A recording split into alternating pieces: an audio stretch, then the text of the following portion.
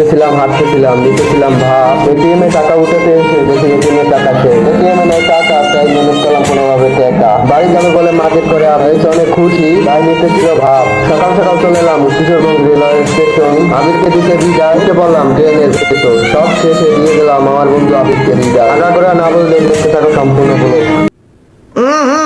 राजा जी अपनी शक्तियों का पूरा इस्तेमाल कर रहे हैं। আসসালামু আলাইকুম এভরিওয়ান, আশা করি সবাই ভালো আছেন। আমি আলহামদুলিল্লাহ ভালো আছি। অনেকদিন পর আবারও চলে এলাম একটা নতুন ভিডিও নিয়ে। অনেকদিন পর আবির বাড়িতে যাবে, তাই অনেক খুশি। বাড়ির জন্য কিছু কেনাকাটা করবে, প্লাস টাকা উঠাবে, তাই তাড়াতাড়ি করে বেরিয়ে গেল। চলে এলাম আমাদের বাসার সামনে পাবেল ভাইয়ের দোকানে। আবিরের কাছে কিছু টাকা পায়, টাকাগুলো দিতে।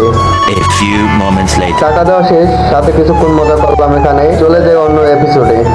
A few inches later. শুনলাম আজকে নাকি ব্লাড মুন দেখাবে, मालूम है तेरे बाप को मत सिखा। মানে আজকে নাকি সূর্যগ্রহণ নাকি, তাই দেখতেছিলাম চাঁদ। যাই হোক, অনেকক্ষণ হাঁটতেছিলাম এটিএমে যাওয়ার জন্য টাকা উঠাতে। বাইরের ওয়েদারটা আলহামদুলিল্লাহ খুব সুন্দর। একটু পরপর চারটা দেখতেছিলাম আজকে নাকি সূর্যগ্রহণ। তবে আমি শিওর টিকটকে দেখতেছি পুরাই ভাইরাল ব্লাড মুন দেখার জন্য। সবাই অপেক্ষা করে আজ রাতে নাকি দেখাবে ব্লাড মুন। যাই হোক, অন্যদিকে আমি হাঁটতেছিলাম, পিছনে পিছনে আবির ছিল। আমি কনফিউজ ছিলাম, আর একটু পরপর এখানে চাঁদের দিকে তাকাচ্ছিলাম। রাত 12টার পর নাকি দেখা যাবে ব্লাড মুন। অবশেষে ঘুরতে ঘুরতে চলে এলাম এটিএম এ টাকা তোলার জন্য। এটিএম এর কাছে এলাম, কার্ড দিলাম, পিন কোড দিলাম, টাকার অ্যামাউন্টও বসালাম, দিলাম একটা বাস। সবকিছু ঠিক ছিল। 15,000 জায়গায় দিয়ে দিছি 1500।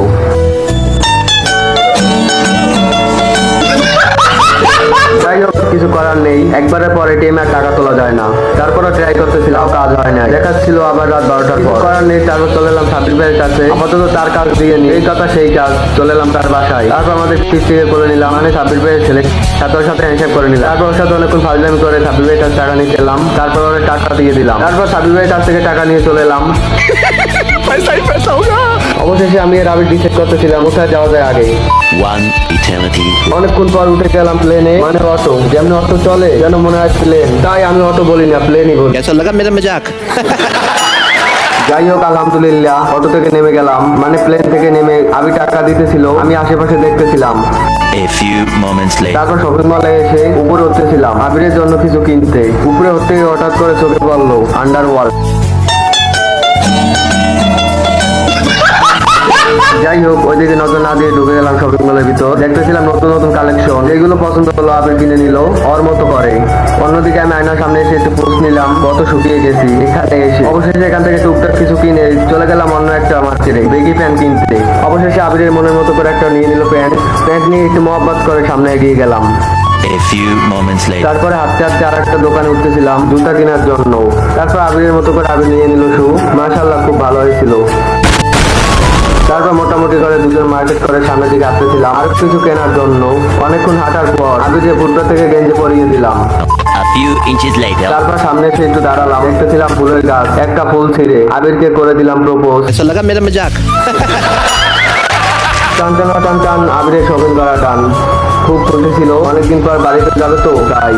আমারও যাওয়ার ইচ্ছে ছিল, কিন্তু আমি যাইনি। বললাম তুই যা, পরের বার আমি যাবো। যাই হোক, শপিং করা শেষে আবিরের আমি চলে এলাম সেলুনে আবির চুল কাটার জন্য। তারা মনে করলো আজকে তো ব্লাড মুন দেখাবে, তাই বাইরে চলে গেলাম। সত্যি প্রতিদিনের মতো আজকে চাঁদটা অন্যরকম দেখাচ্ছিল, যেমন আলাদা আলাদা। এটাকে বলে মনে হয় সূর্যগ্রহণ। তারপর চাঁদ দেখে ভিতরে আসলাম। অন্যদিকে এখন আবিরের চুল কাটা হয়নি, রাত বেজে গেছে 12টার বেশি। অন্যদিকে আবারও বের হয়ে বাইরে চাঁদটা দেখতেছিলাম।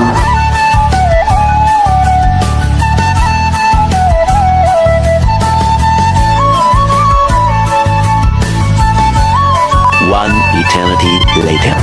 অবশেষে পরের দিন সকাল সকাল উঠে গেলাম। আমি আর আবির ফ্রেশ হয়ে রেডি হয়ে গেলাম। এদিকে আমার ঘুমে চোখ ভেঙে যাচ্ছিল, প্রচন্ড পরিমাণ ঘুমে চোখ টুক ব্যথা করতেছিল। রেডি হয়ে আমি আর আবিরটা টিকটক করে নিলাম। যাই হোক, অবশ্যই টিকটক করে রেডি হয়ে আমি আর আবির বেরিয়ে গেলাম অটো করে ট্রেন স্টেশনের দিকে। সকাল সকাল ট্রেনে যাওয়াই খুব ভালো হবে, আর এখান থেকে ঢাকা যেতে ট্রেনে প্রায় 1-4 ঘন্টা সময় লাগবে। তাই সব থেকে ভালো হবে ট্রেনে যাওয়াই। আমি আর আবির দুজনে কালা চশমা লাগাইয়া পোস্ট নিতে নিতে যাচ্ছিলাম আমাদের সেই কাঙ্ক্ষিত প্লেনে। যাই হোক, আলহামদুলিল্লাহ সকাল সকাল বেরিয়েছি। বাইরের ওয়েদারটা খুব ভালো ছিল। সকাল সকাল বের হয়েছি, তাই কোনো গাড়ি ঘোড়া ছিল না, আর কোনো জ্যামও ছিল না। যাই হোক, এইদিকে আমি আর আবির গাড়িতে বসে কালা চশমা লাগাইয়া একটু পোস্ট নিতেছিলাম আর মজা করতেছিলাম। যা যেতে যেতে পথে অবশেষে চলে এলাম ট্রেন স্টেশনে। কাউন্টারে এসে দেখতেছিলাম ঢাকা ট্রেন আসছে নাকি। যাই হোক আলহামদুলিল্লাহ অবশেষে পেয়ে গেলাম। তারপর টিকিটের জন্য আবিরকে দাঁড়া করে দিলাম। প্রায় 10 মিনিট দাঁড়াই ছিল, তারপরও টিকিট নিতে পারছিল না। তারপর আমি নিজেই ঢুকে গেলাম টিকিটের জন্য। অবশেষে আলহামদুলিল্লাহ টিকিট হাতে নিয়ে নিলাম। তারপর টিকিট নিয়ে ট্রেনের দিকে যাচ্ছিলাম। আলহামদুলিল্লাহ সকাল সকাল খুব ভালো লাগছিল, আর সকালের ওয়েদারটা খুব ভালো লাগছিল। আর আবিরের ট্রেন ছাড়ার কথা 6:30-এ। আর আমাদের হাতেও বেশি একটা সময় নাই। তারপর একটু ঘুরে নিলাম, আশেপাশে দেখতেছিলাম, খুব ভালো লাগছিল।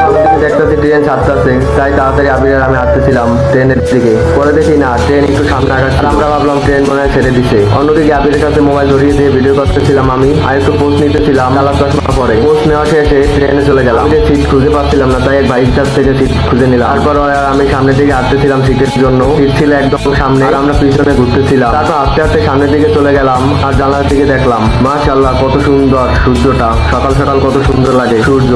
তারপর জানালা দিয়ে ট্রেনের এদিক ওদিক দেখতেছিলাম ভালো করে। অন্যদিকে দেখতেছিলাম ট্রেনও ছেড়ে দেওয়ার পালা। সময় হয়ে গেছে ট্রেন ছাড়া। তারপর ট্রেন ছেড়ে দিল, আবিরকে টাকা দিয়ে আমি ট্রেন থেকে নেমে পড়লাম।